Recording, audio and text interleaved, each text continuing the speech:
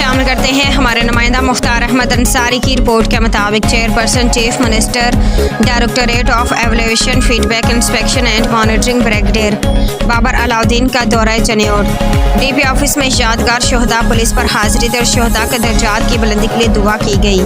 D P عبداللہ احمد نے امن و امان کی صورتحال، پبلک سروس ڈلیوری کے نظام اور جرائم کے حوالے سے ملٹی میڈیا بریفنگ دی۔